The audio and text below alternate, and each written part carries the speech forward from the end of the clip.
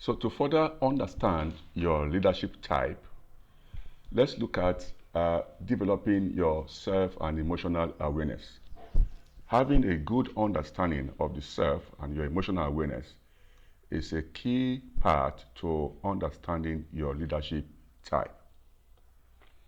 So we shall look at what this offers. The objective is to enable you find fulfilling careers or businesses, to be fulfilled by the work that you do, either as an employee or as an employer of labor, and to be more productive at the work you do.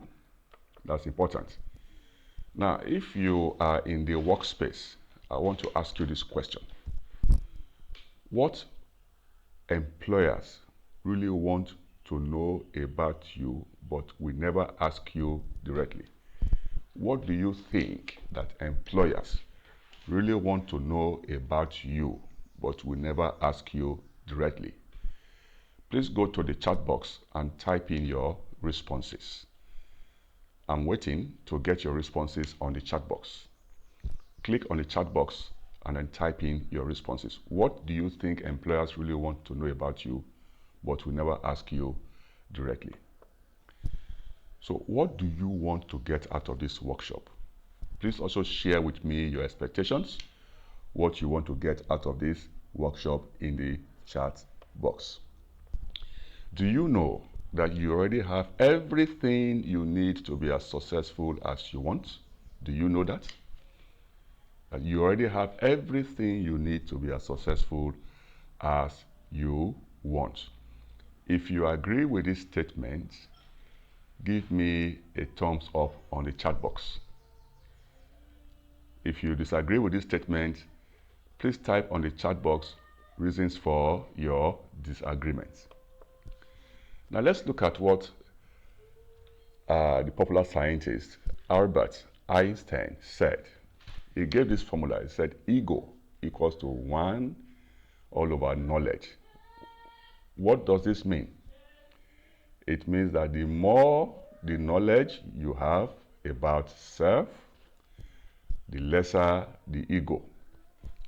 And then the lesser the knowledge you have about self, the more the ego. So according to Aristotle, he said, knowing yourself is the beginning of all wisdom. Without self-awareness, we are babies in the cradle.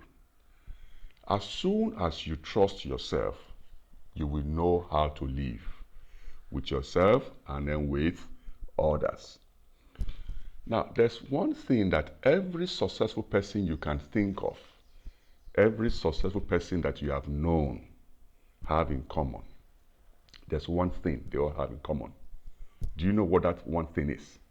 Every successful person in the face of the globe have this in common. They believe in themselves and their abilities. So as a leader, in order to be successful as a leader, it means that you must believe in yourself and in your abilities.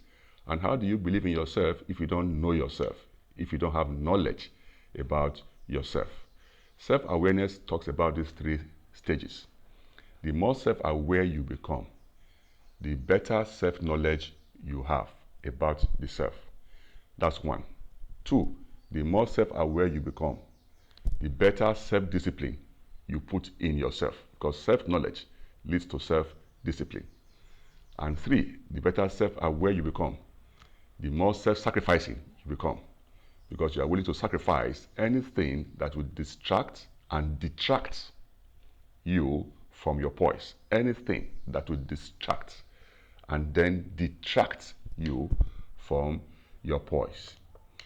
So to understand the self, let's look at what we mean by the self-concept. The self-concept is talking about who are you. It may be a misnomer to go out on the street to ask people the question, who am I? This question, who am I, is an introspective question. It's a question that you need to ask yourself from within, introspectively asking this question, who am I? So your self-concept is to know and understand yourself. It is a conceptual and mental understanding that you hold for your existence. That is the view you have about yourself, and then how you view your own abilities, an understanding of your own skills, your own abilities is your self-concept. Now, your self-concept goes in these three forms.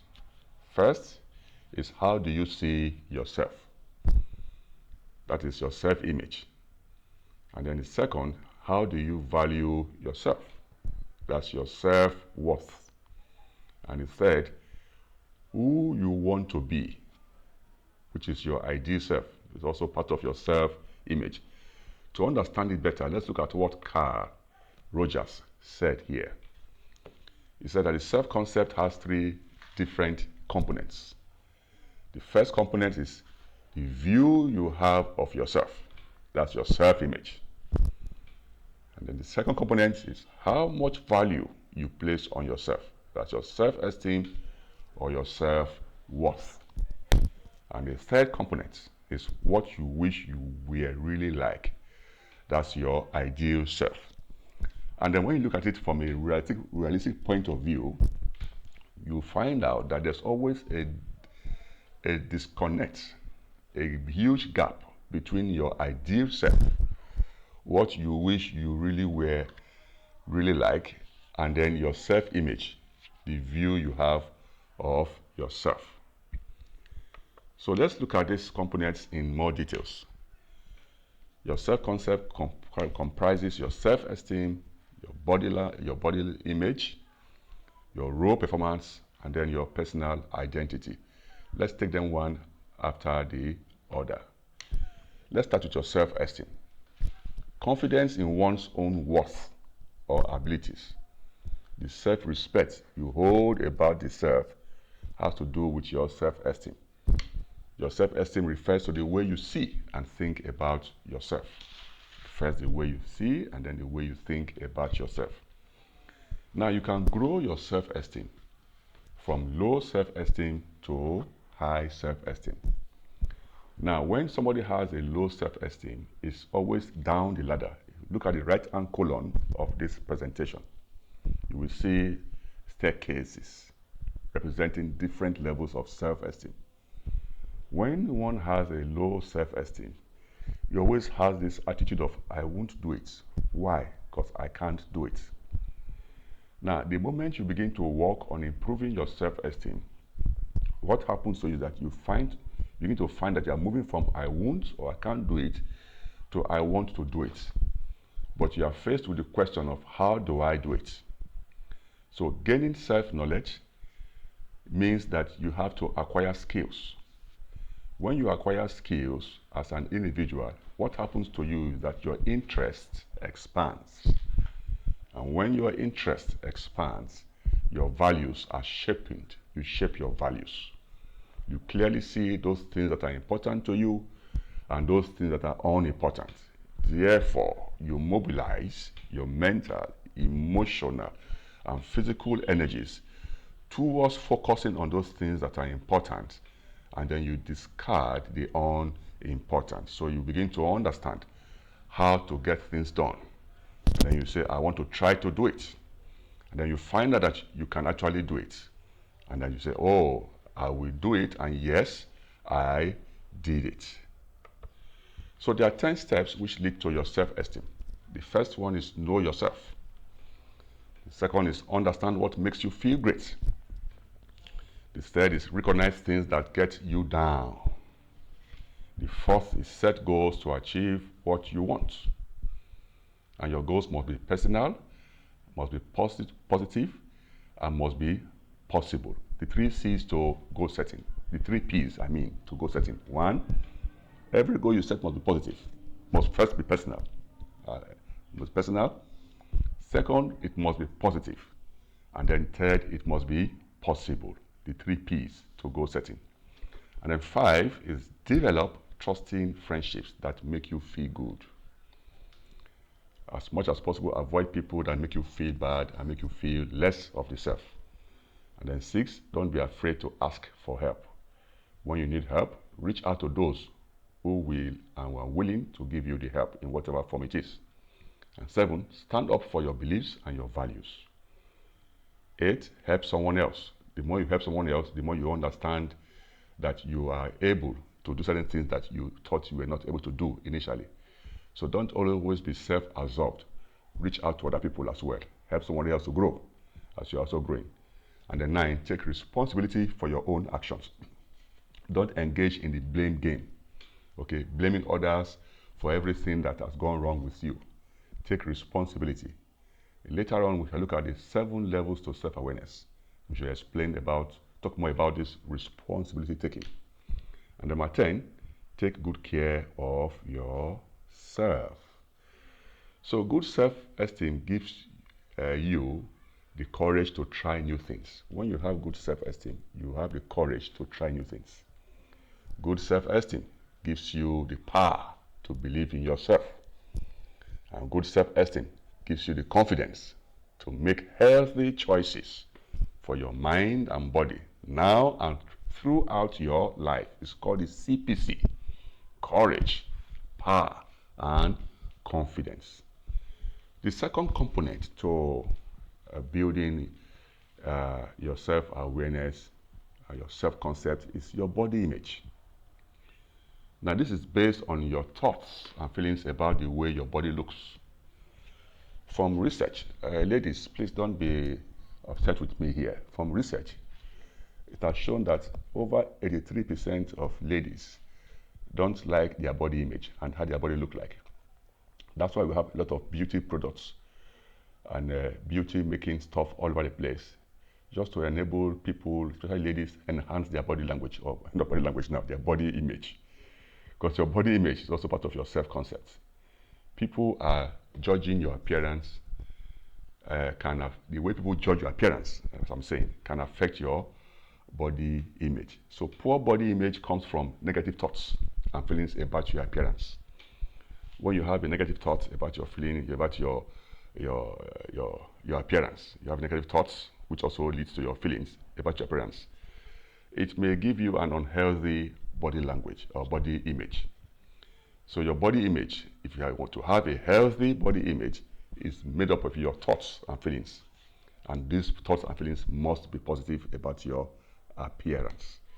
So body image is a major factor in self-esteem. You must understand this. Okay, the way you think and feel about yourself as a person has a great deal to do with your body image and how you see and view your body image. The third component here is your role performance. So this concept relates to how successfully you play prescribed roles.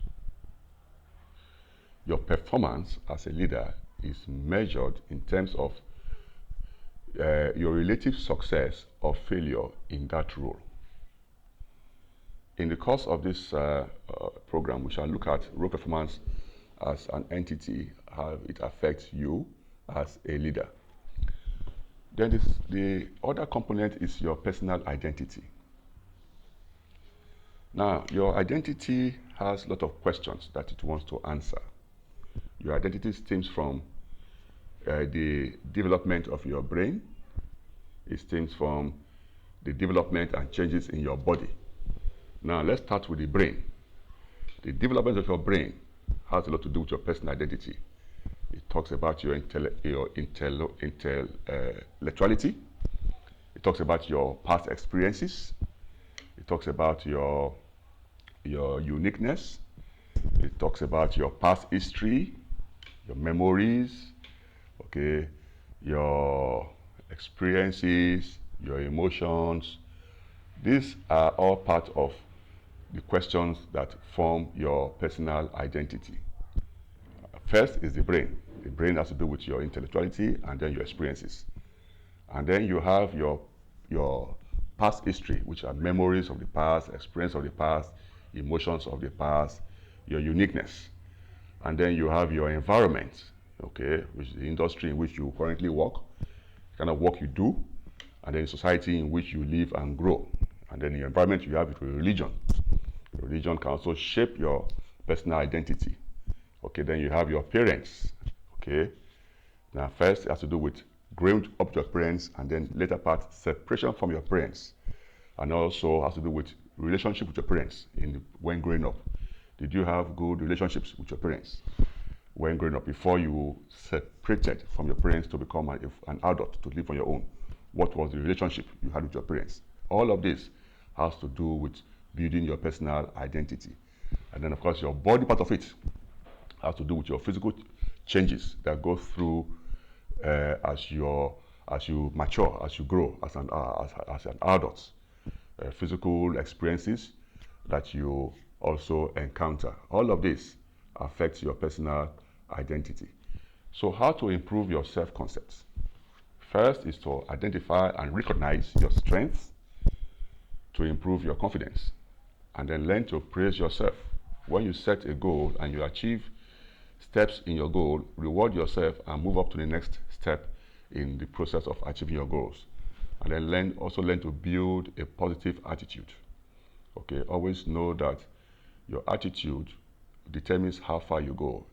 If you have a bad attitude, you can't go anywhere.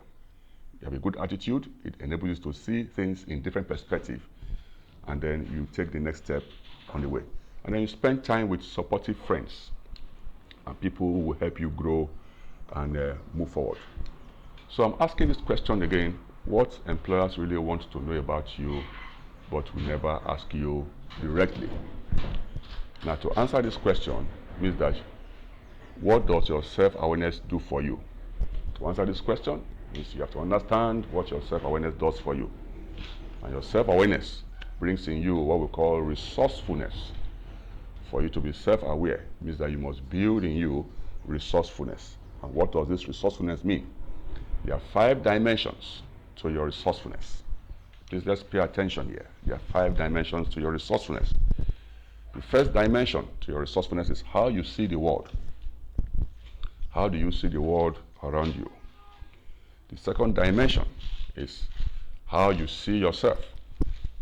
The third dimension is how you see others. And the fourth dimension is how you view work, the work you do. And the fifth dimension is how you view change. How you view change. So, how do you answer this question? How you answer these questions has to do with your level of self-awareness.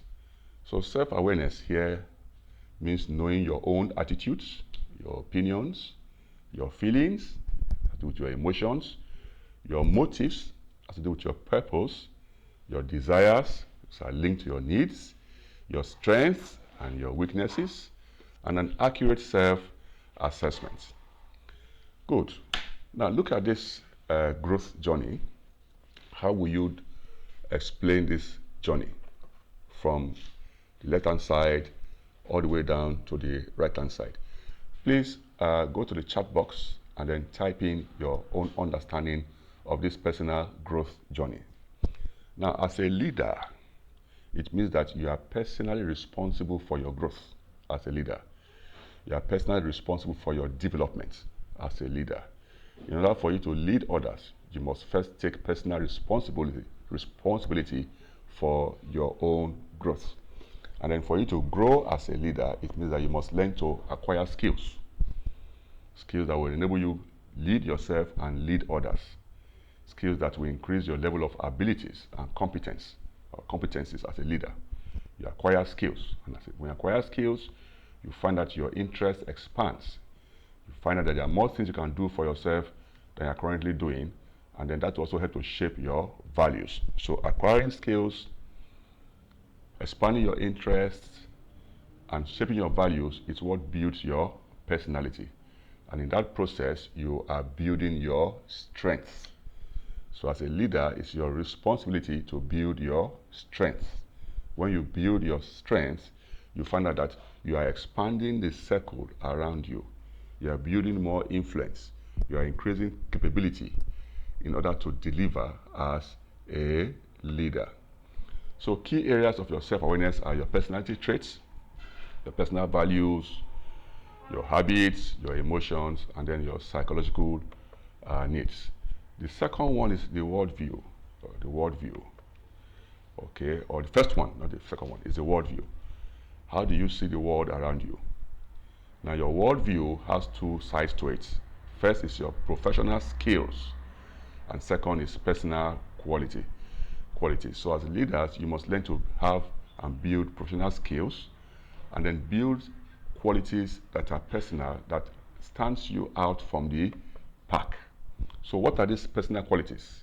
Your confidence, your proactivity, your resilience, your adaptability, and then your positivity. All of these are personal qualities that enhances your self-awareness as a leader and then guarantees your success in whatever leadership role you are occupying. And what about your professional qualities? Has to do with your character, your attitude, your appearance, your collaboration, working well with others collaboratively, attendance, always being present at work, your organizational skills, your time management skills, respect for yourself, respect for others, respect for your organization, your team working skills, your output, which has to do with your level of productivity, and then your communication skills, has to do with your verbal communication, your writing skills, and then your non-verbal communication skills. All of these build up your professional qualities as a leader. So the worldview has this. The better you build and work on your personal qualities, the better you build and work on your professional skills, what happens to you is that you are expanding your views of the world. You are expanding your views of the world. This expansion of the views of the world, of your world, makes you very productive at work. The more you build on your professional skills, the more you build on your personal qualities, the nicer you become as a person. A nice person who gets well with the world in which he or she operates. It creates in you what we call the effectiveness sweet spot. The effectiveness sweet spot. Okay. So the more you expand it, as I'm saying, the more you expand the view of your world through these things I just said, it builds in you true effectiveness. It makes you very productive at work. It gives you this expert edge over others in whatever leadership space you occupy. Okay, so you keep expanding, you keep expanding, you keep expanding, keep expanding, keep expanding. So how do you create your self-awareness? You must learn to seek feedback from others. Seeking feedback from others is a first good step to creating a better self-awareness. And then you reflect on your own feelings and behaviors. How does your feelings and behaviors affect others that you relate with at work? And then you take your own self-assessment on understanding of the self. How self-aware are you as a leader? As I said, you must learn to expand beyond your comfort zone. You must learn to expand beyond your comfort zone. Everything you want lies in the uncomfortable zone. Everything you want lies in the uncomfortable zone. So you must learn to expand that and move into the uncomfortable zone. That's when you build capabilities to lead and be successful as a leader. So you don't control this uncomfortable zone. Do you know that you don't control this uncomfortable zone? Why? To understand that, let's look at the jewelry window. Now, based on this jewelry window, we have the four selves. The four selves are described in different colors. The first self is the open area, which you can see in the green color. This open area is known to self and is known to others. The second self is the blind area, which you see in the other color here. Okay, it's not known to you. This blind area is not known to self, but is known to others. And then we have the hidden area, which is in the blue color. The hidden area is known to you. It's known to you, but it's not known to others. And then we have the unknown areas, which is in the black color, which is neither known to you or known to others. Now, how do you improve your self-awareness? How do you move and navigate in and expand yourself beyond the comfortable to the uncomfortable zone? is to start with this blind area. You must learn to seek feedback from others, because there are aspects of you as a leader that is known to others who work with you, is known to others who observe you, but it's unknown to you. So when you learn to solicit feedback from others, you get to learn aspects of yourself that is unknown to you as a leader, but is known to others.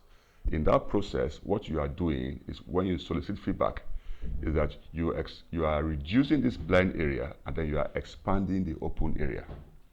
So this open area becomes the shared discovery of yourself and others. This now goes into the unknown area, which is unknown to you and unknown to others. And then from there, you come again to this hidden area, which is only known to you, but unknown to others. There could be certain traits, certain behaviors, certain attitudes or feelings that are only known to you, but unknown to others. So through self-disclosure or self-exposure, you expose aspects of you that are only known to you, but unknown to others. So in that process, you reduce this hidden area, and then you expand the open area. The more open area you have here, in this green quadrant, the better self-aware you become. And the better self-aware you become, the better a leader you also become. So what I'm saying here is that you are an ineffective leader, and you have an ineffective personality as a leader when you have a narrow open area and a wide blind area. You are also an ineffective leader and an ineffective personality when you have a narrow hidden area and a wide dark area. That's what I'm saying in essence. However, on the other hand, you will be perceived and seen as an effective leader and an effective personality when you have a wider open area, okay, and a wider hidden area. And then you have a narrow blind area and a narrow dark area. It makes you an effective personality. So how do you widen the open area? I've said that before. Learn to solicit feedback from others. It's called seeking feedback. Okay? Practice self-disclosure. Okay? Practice self-disclosure. And then practice new behaviors that will expand your open area and then reduce your blind area. Solicit feedback from others, and also be willing and have an open mind to receive feedback from others as well. And use the feedback you get, okay, to improve your behavior and practice on those new behaviors. Okay, it helps to expand your open corner and makes you a more effective leader and a more effective personality. Now, what about your self-view? Your self-view is another dimension to your resourcefulness. So your self-view has to do with your self-analysis. It involves asking yourself the following questions. Do you like where you are and what you have become? Have you ever wished that your life was different from what it is? Can your relationships improve? Are you producing the results that you want? These are questions that you need to use to do your personal self-analysis. So think for a moment and then identify the areas you normally excel at. What are those areas that you normally excel at as an individual? The areas you normally face difficulties, what are they? Do you know them? You must list them out. The kind of people, events, and things that you like most, and those that you dislike, do you know them? Do you have an idea of what they are? The people, the events that bring you happiness and sadness, do you have an analysis of these events? The nature and extent of openness you have with others. These are ways you can do your self-analysis. Now, as a leader, please tell me, go to the chat box and tell me what you think. The road to success, is this straight like this? Is this straight like this? The way you see this arrow going straight. Is the road to success straight like this? Everyone that you know that is currently successful, have they gone through this road in this straight form? Please type your responses on the chat box. Is the road to success straight like this? This is what it looks like. What success really looks like is this. You can see it. What do you see at these points? Look at it. Rough, zigzag. And then the results are here. To get to these results, you have gone through a lot of setbacks. You have gone through a lot of mistakes. You have had some failures or many failures. Okay, that's what it means. So it means that setbacks, mistakes, and failures are part of the journey and part of the learning point to the road to getting results and then to becoming successful. You must understand this as a leader. So enjoy the failure and learn from it. You can never learn from success. That's a quote by James. You can see it on the screen there. So the worst failure that you can have, failure is not a single cataclysmic event. You don't fail overnight. Instead, failure is a few errors in judgment repeated every day. That's a quote by Jim Rohn. So the worst mistake you can make is the same mistake you made yesterday. Okay? That is what Albert Einstein also said. The worst setback that can befall you, opportunity often comes disguised in a form of misfortune or temporal defeat. That's what Napoleon Hill said. So it means that you can never solve your problem with the same thinking you used when you created them. It means that you must engage in learning. Learning increases opportunity for growth by expanding your self-view. So in other words, when you expand your self-view, it gives you room to grow, okay, and then increases your learning. So what you believe determines the opportunities you perceive, which determines the opportunities you can take, which determines the results you get. Now, others' views, okay, is also another dimension to your resourcefulness as a leader. Now, in the world in which you operate as a leader, this formula applies to you. E plus R equals to O. What does it mean? Events plus reaction or responses equals to outcome. Every day as a leader, you are exposed to events to which you have little or no control over. But the more self-aware you become, you have a choice to make on the R. The choice of the R will determine the outcome, whether it will be positive or negative, or at worst, a coping outcome. The more self-aware you become, the more you learn to respond to events and react less to determine the outcome. The less self-aware you are, the more you react to events to likely produce a negative outcome. So become aware of how your actions affect others. Learn to show empathy as a leader and put yourself in others' shoes. As was said by Charles, he said, life is 10% what happens to me and 90% how I react to them.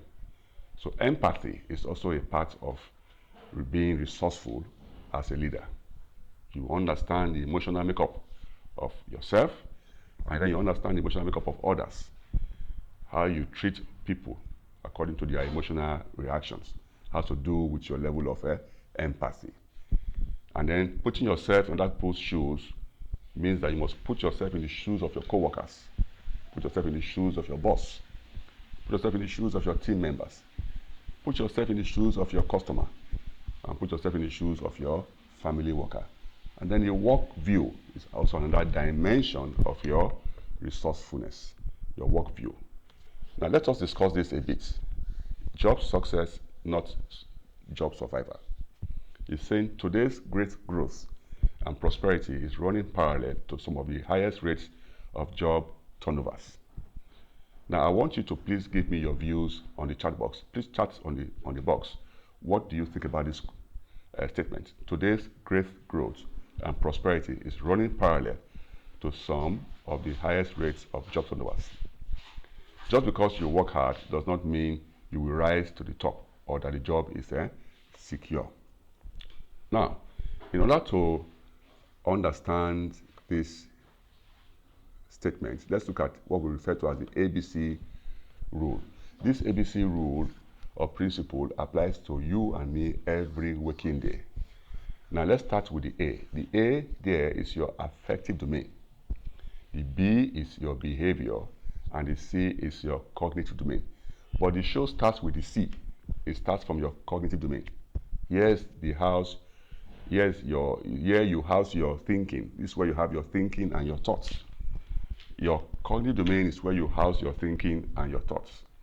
And the way you think and what you think about will go straight to A, which is the affective domain. That's where you have your feelings and your emotions. So what you think and how you think will go straight to affect how you feel, okay, and then what you feel. And how you feel and what you feel will reflect in your behavior, which is the outward display of your feelings. So as a leader, you must be mindful of this cognitive domain. You must be mindful of how you think, and you must learn to manage how you think. So you can always manage how you feel in every situation. So you build your strengths, and then you manage your weaknesses. How? By acquiring skills. How? By expanding your interests. How? By shaping your values. All of this will lead to your personality as a leader.